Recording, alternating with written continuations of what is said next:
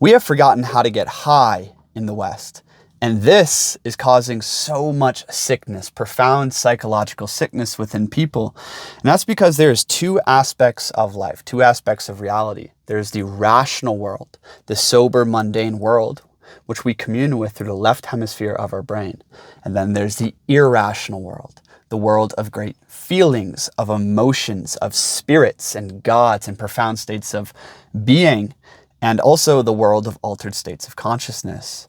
And within all of us, we have this impulse to commune with altered states of consciousness, to commune with the irrational world, because there is something there for us. There's something very transformative about the irrational world that we don't give credit to anymore in the West.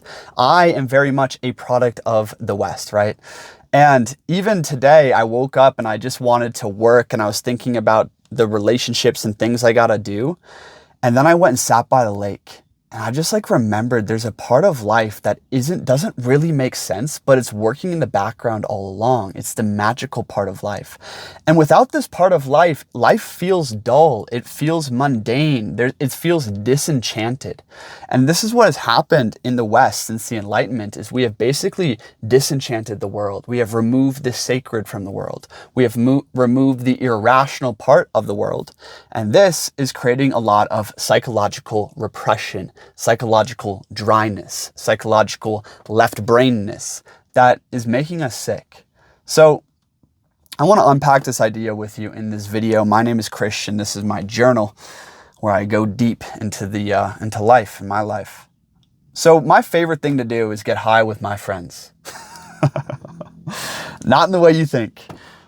My favorite way to get high with my friends is dancing, sober, right? And just getting playful, getting wild. And especially if we can do this with a band of brothers around the fire. We're doing freestyle poetry, we're playing music, we're dancing, we're chanting. Like all of a sudden you tap into a part of you that you rarely experience. It's this part of primal energy, of primal ecstasy, of primal fire. And this ceremony of dancing and chanting around the fire is universal to indigenous cultures, to pagan cultures the world over.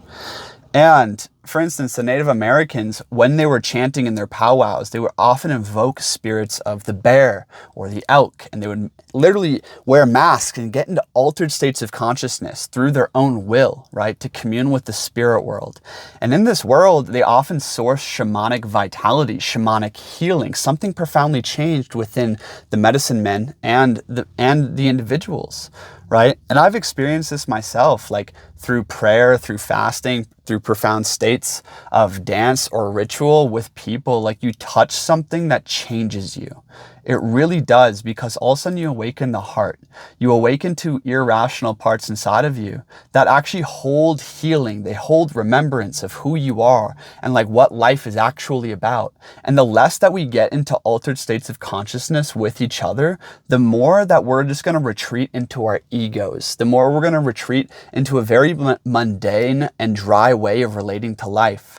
And you don't just have to do this in pagan festivals or pagan rituals around the fire. Even, for instance, getting drunk, right? There's getting drunk and then there's celebration. They're totally different things. And if I'm at a festival with my people and we drink some tequila or something, start getting wild with each other, start playing, you tap into the same place again, right? And I think our world, because of Puritan religion and Western scientism, as well as reductionist materialism, as well as only alcohol being the only substance we get to commune with. I think there's so many forces that have made us basically forget how to get high. And it's bullshit, my friends. I need to get high. And not always through drugs, although I like substances. I've explored with most substances. I don't think, substances is actually what we need to do, but we need condoned times of festivals, sanctioned times for entering altered states of consciousness together. And you can think of the peyote ceremony of the Mexican shamans. You can think of the ayahuasca ceremony of the Peruvian shamans. You can think of the sweat lodges that ancient Indo-European peoples used to do. You know what our sweat lodges used to be on the plains? This is proto sauna, We used to throw weed, cannabis, as well as opium on the fire and get high together. Like, we've always gotten high. And I'm not promoting drug use, but I am saying, like, we used to be more connected to the mystical, profound, irrational world of being, of spirits, of psychological forces, of gods. And these things are very real inside of us. I was recently at a camp out. We had a DJ just blasting dance music around a big fire for Beltane. Everyone's jumping through the fire. We're dancing around the fire. I'm dancing with beautiful girls. And after an hour or two of dancing like that, you tap into a state of consciousness. It's like, wow, this is what Dionysus is to the ancient Greeks, the god of madness and wine and ecstasy. It's not just some like archetype sitting up there in the clouds. It's not just some psychological form in the brain. It's literally a spirit that comes upon you. The other god that we often goddess that we often commune with in the West is the goddess Aphrodite, the goddess of love and rapture. Like, if you ever have sex right, it feels wild. It feels rapturous, right? It's a completely altered state of consciousness, the best sex I've ever had. I'm being raw here. Hit that like button, because most people don't talk about these things. But I've just seen in my own life this quest for the ultimate high. It's one of my last videos. And this quest for the ultimate high, it led me down all these substances and addictions because I was never taught how to get high with my friends. I was never taught how to get high with my people, and never shown the importance of getting high with my people. And it felt like the world was boring, and there's this whole other irrational world of experiences that we don't have access to as a collective. And because of that, people become addicts because it's not in the light anymore. And it's like, we need to bring back a culture of celebration, of festival and ritual experience with one another that allows us to connect on a real, raw, heart-centered, irrational way. It cuts through all the bullshit and all the lies that we tell ourselves and all the ego that blocks us from other people. I can be at a festival with people I don't align with ideologically whatsoever. Our political views are total opposites, yet we're lying in a cuddle puddle, like in love with each other.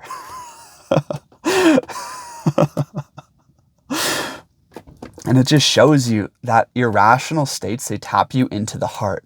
Dionysus to Nietzsche, and in ancient Greece, he was the genius of the heart. You see, the heart is irrational. States of emotion, of grief, despair, tragedy, ecstasy, love.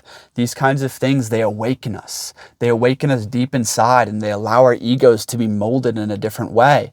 And again, this is why psychedelics can create psychosis, or profound personal transformation, and immediate personal transformation, because it unleashes the irrational parts of the consciousness, of the psyche, and these can remold the ego.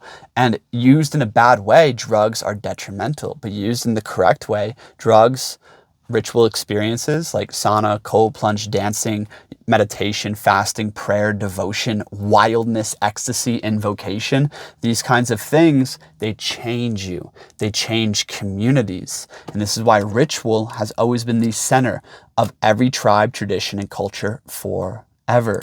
Ritual, my friends, we must get wild together.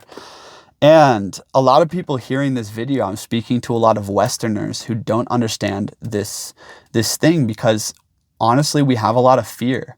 We have a lot of conformity in our egos, and we are very good at the material world, at organizing the material world, at doing science, at fucking breaking atoms. But I think since the advent of like Puritan Christianity, Protestantism, the death of our pagan traditions, the death of the opium sweat lodge, like, I think all of this has served to sever us and separate us from getting high. And my God, there's a lot of squares walking around out here that won't understand what I'm talking about.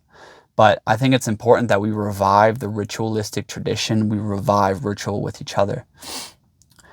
Because when we don't do that, it leads to psychological repression. This is why a lot of the most Puritan people in like Orthodox religions or Catholicism, they have such a deep shadow that Carl Jung pointed out.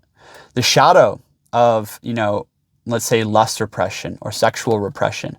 It ends up like these priests end up raping boys It's awful. It's tragic. The repression of the will to get high results in eruptions of just of binge drinking with your friends.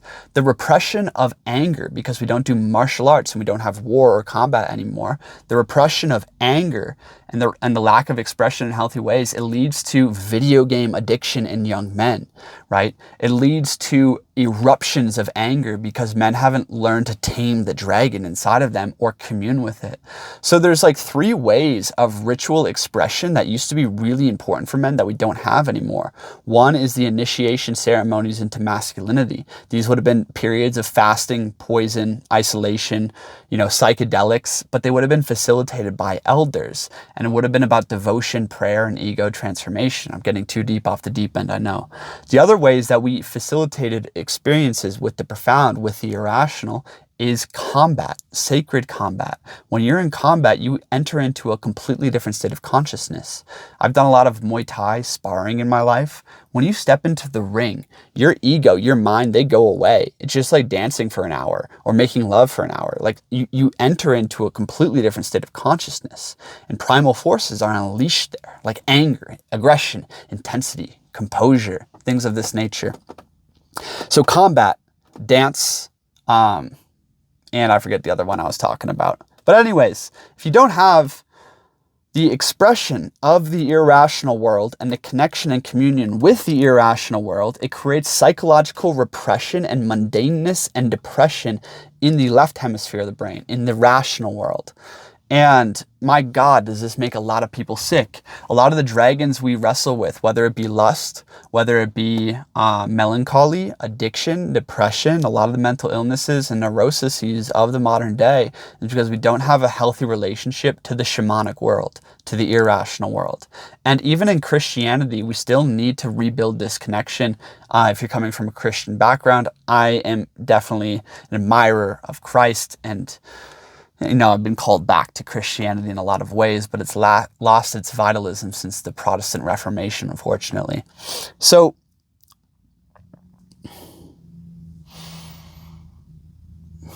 this morning, after I did my work and whatnot, I was listening to this podcast about Native American shamanic traditions.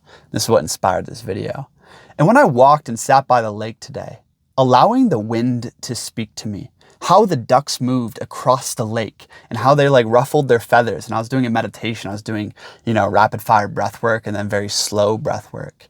And I started to see, almost like that psychedelic world, the world of energy, of forms, this world of irrational, forces moving all around us, the world of magic. And I just realized that I felt so tired today. I felt so drained is because I'm so often only working in the left hemisphere of my brain, trying to just create more, to build a business, to organize my affairs. I'm a young man and I'm an ambitious one. I got a lot to do, right? So it's important to bring back a spirituality and a connection to the magical world into your daily life. And this is the way of the priest warrior that I'm working on, that I'm sharing on this channel. It's about building a communion with the irrational world into the rational. My God, my friends, there are spirits, there's magic working through the world. It's there. And if you eat enough psychedelics, you'll know what I'm talking about. But the way is not to need to eat a lot of psychedelics. It's to have sanctioned times of ritual with your friends and by yourself and ceremony and communion. And then be aware of the other world in your daily life. I'm still learning this, but it's very fun getting high, my friends. Let's just get high in the right ways. Please subscribe to my Substack if you like this channel. There's a link below for that. Go watch another one of my videos and subscribe for more. If you want to talk to me one-on-one, I help people come into alignment with their sacred vision, with their dreams, and also build a brotherhood around them. Link below for that. Peace.